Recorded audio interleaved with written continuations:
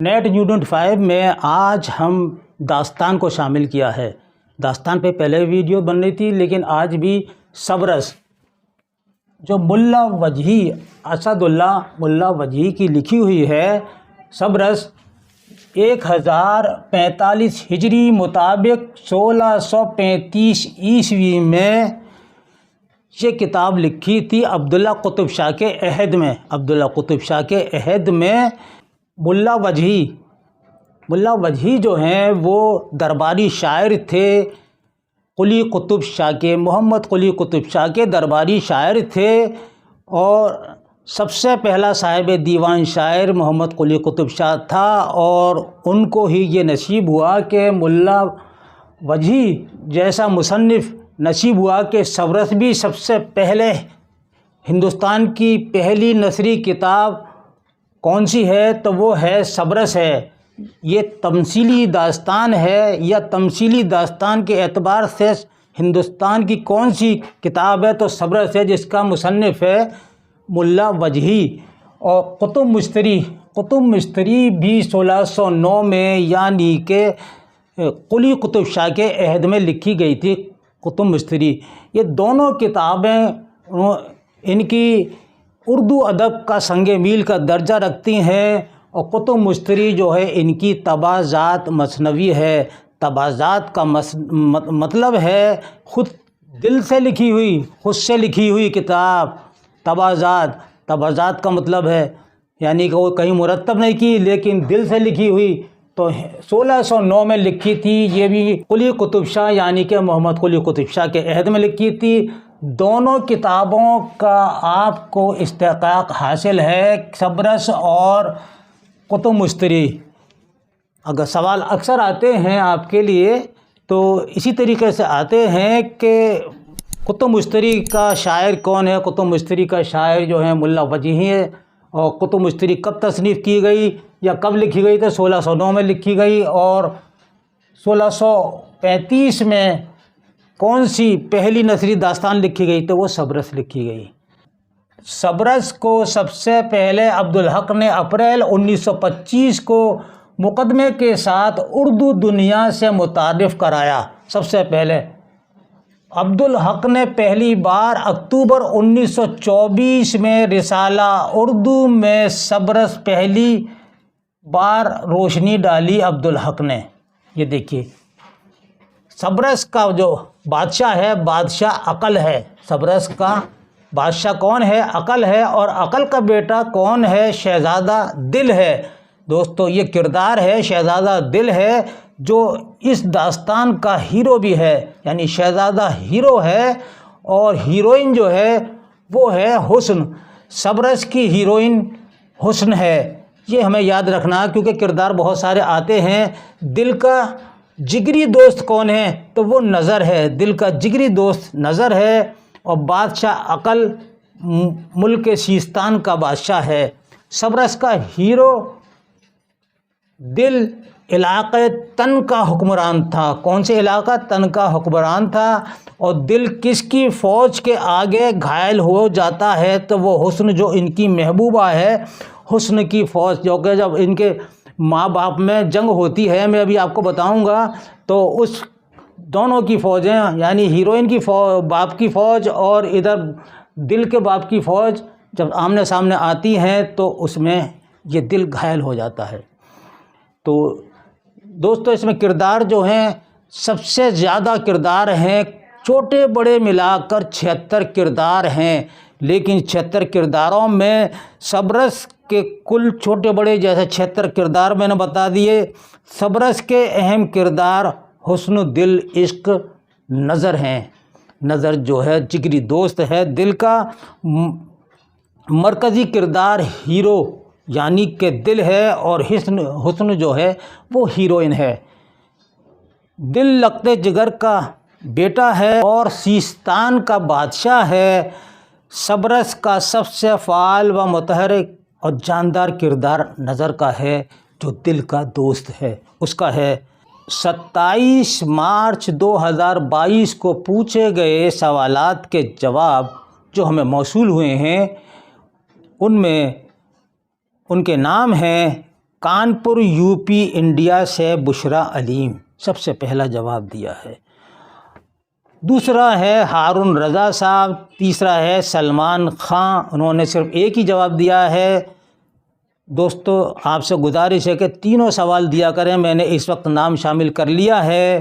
چوتھا ہے ذوالفقار ضیاء صاحب کا، رانچی جھارکھنڈ سے صوفیہ پروین ہیں، لکھنؤ یو پی انڈیا سے سنبل فاطمہ ہیں، مہوبہ یو پی انڈیا سے دوستو ایس ایف ہاشمی صاحب ہیں، پونچھ سورنکوٹ کشمیر سے طاہرہ خانم، دلی سے عائشہ تسنیم ہیں، اور دلی سے محمد مدثر ہیں۔ ثنا انصاری آپ بھی جواب ضرور دیا کریں۔ اب میں آپ کو آج کے سوال بتاتا ہوں، ان سوالوں کے جواب دیجیے گا کہ صبرس کو سب سے پہلے مولوی عبدالحق نے کس رسالے میں شائع کیا، اس رسالے کا نام بتائیے، ٹھیک ہے۔ دوسرا سوال ہے بادشاہ عقل کا بیٹا دل کا جگری دوست کون ہے؟ تیسرا سوال ہے دل عقل کا لخت جگر بیٹا ہے، وہ کہاں کا بادشاہ ہے؟ ان تینوں کے جواب آپ جلد سے جلد دیجیے گا، اور چند منٹ آپ کے اور لوں گا کہ آپ کو صبرس کا خلاصہ آپ کو بتا دیتا ہوں کہ صبرس کا قصہ دراصل یہ ہے کہ بادشاہ عقل کا بیٹا شہزادہ دل ہے، جو آب حیات کا ذکر سن کر ایسا دیوانہ ہوا کہ نہ پینا کھانا سب کچھ چھوڑ دیا اس نے آب حیات تلاش کرنے کے چکر میں۔ تب تک اس کا دوست نظر، جو جگری دوست نظر ہے، اپنے دوست کی خاطر آب حیات کی تلاش میں نکل پڑا۔ مختلف مراحل اور مشکلات سے گزرنے کے بعد اسے پتہ چلا کہ آب حیات شہر دیدار کے باغ رخسار کے چشمے میں پایا جاتا ہے، یہ اس کو خبر ملتی ہے دل کو۔ شہزادہ دیدار شہنشاہ عشق کی بیٹی حسن کی ملکیت ہے، اس کے پاس ایک انگوٹھی ہے جو چشمہ آب حیات تک پہنچاتی ہے۔ نظر نے مختلف مہمیں سر کرتے ہوئے شہزادی کے حسن کی تک رسائی حاصل کی۔ وہاں اسے پتہ چلا کہ شہزادی حسن ایک ہیرے میں نقش تصویر پر فدا ہے۔ جب شہزادی حسن دل وہ تصویر نظر کو دکھاتی ہے تو اتفاق سے وہ تصویر شہزادہ دل کی نکل آتی ہے۔ نظر بڑا عیار تھا اور اس نے شہزادی کے دل میں لگی آگ کو اور بھڑکا دیا۔ اور ایک روز شہزادی حسن نے تنہائی میں نظر کو بلا کر اسے اپنے احوال سنایا اور درخواست کی کہ کسی طرح دل سے ملا دے، وہ اس کے دیوانی ہو چکی ہے۔ نظر مملکت تن پہنچ کر شہزادہ دل کو نہ صرف آب حیات کی خوشخبری سناتا ہے بلکہ شہزادی حسن کی تعریف اس طرح کرتا ہے کہ دل شہزادی کو دیکھنے کے بغیر ہی اس کا عاشق ہو جاتا ہے۔ شہزادی سے ملنے شہر دیدار چلنے کو تیار ہو جاتا ہے، لیکن جب بادشاہ عقل کو اطلاع ملتی ہے تو وہ شہزادے کو گرفتار کروا دیتا ہے۔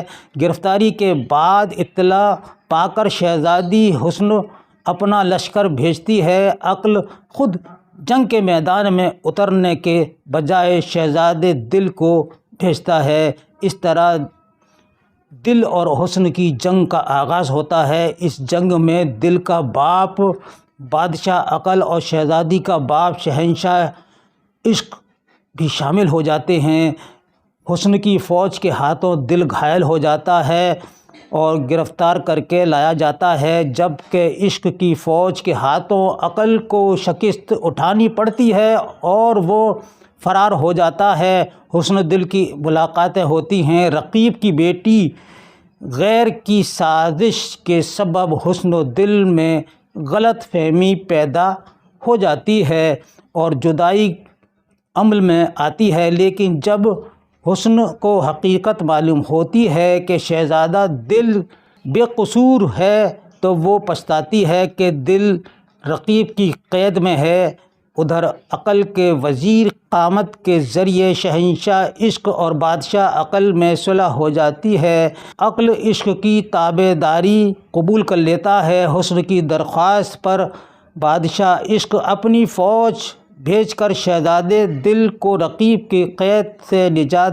دلاتا ہے اور آخر میں حسن اور دل کی شادی ہو جاتی ہے۔ تو دوستو یہ تھا ہمارا آج کا سبرس پر کلاس۔ یہ کلاس آپ کو کیسی لگی اپنی قیمتی رائے سے ضرور لکھ کر بھیجیے گا، اور آپ کو یہ بھی لکھنا ہے کہ یہ کلاس جو ہم نے طریقہ اپنایا ہے یہ کلاس کیسی لگتی ہے، یہ طریقہ صحیح ہے یا اس کو اور بڑھایا جائے یا مختصر کیا جائے۔ جو بھی اپنے مشورے ہیں مفید وہ آپ بتائیے گا۔ اس کے ساتھ ہی اپنا خیال رکھیے اور مجھے اجازت دیجیے۔ اللہ حافظ۔